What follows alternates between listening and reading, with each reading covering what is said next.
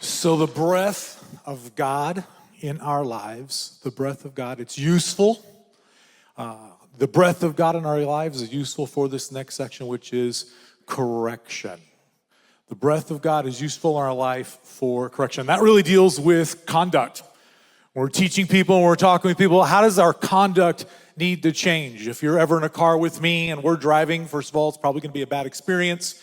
Not a great driver, fully admit it, and I have to turn the sound down on the navigation system because it's going to say this consistently: recalculating, over and over again. This is the meaning of this one word. It is a recalculation in our lives.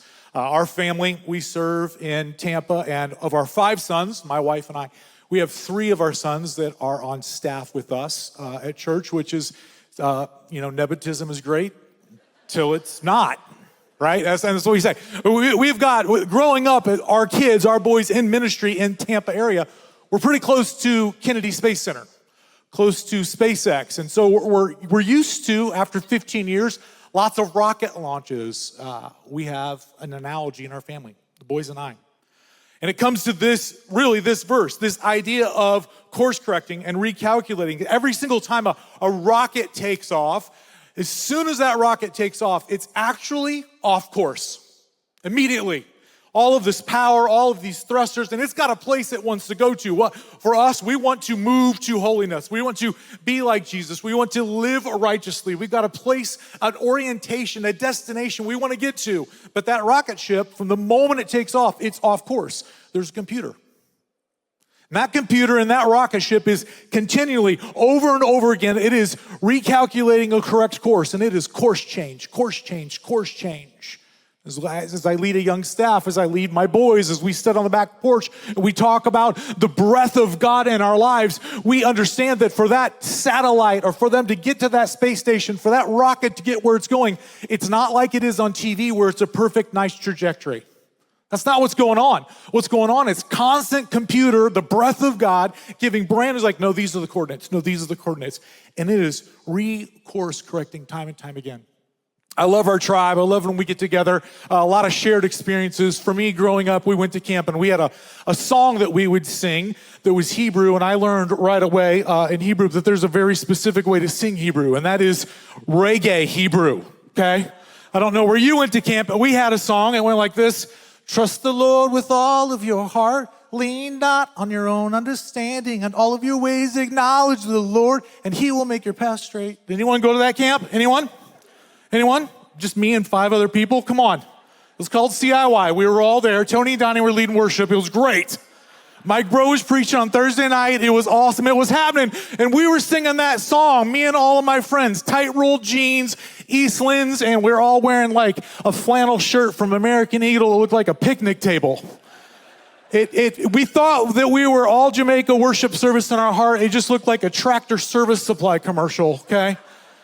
But we would sing that song, and God put that in my heart, very young man, that if I would trust the Lord and acknowledge Him on what He will make my path straight. And what that tells me is that my path will not be straight.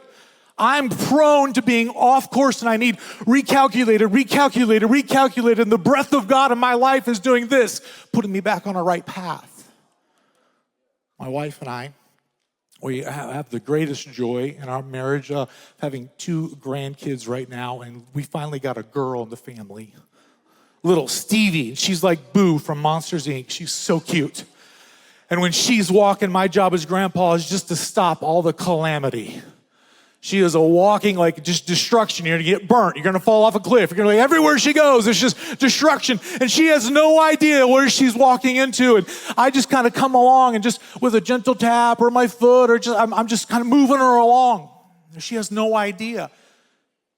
I can't quote that verse from Proverbs 3 without singing the song. So Grandpa's like, trust the Lord with all of your heart. Lean not. I know, right? And that's Hebrew reggae for do it again, right? That's how you do it at the end there.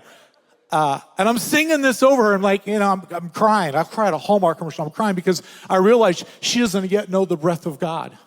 And it would be weird for me to jump in front of Stevie and be like, hey, don't do that. You're crazy. She'd be like, chill out, Grandpa. Whoa, easy. But maybe this is what you need to hear from this conference. The breath of God in your life right now, it's gentle. I mean, if you listen to it and you course correct quickly, it's super gentle. I'm going to tell you this as grandpa, I'm not going to let Stevie get hurt. I will stop her. I will put her on the right path.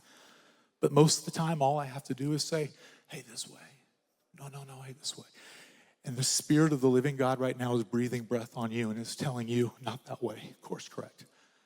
And it is profitable, the Word of God. It is useful, the Word of God. And it's profitable. It's just not profiting you. Because you're not listening. And your sin, if I have to gather my young staff one more time together because Ed or Bill or someone else has fallen because they didn't listen for the Word of God, and I've got young staff and it impacts them more than you know, and they're crying tears because it hurts them.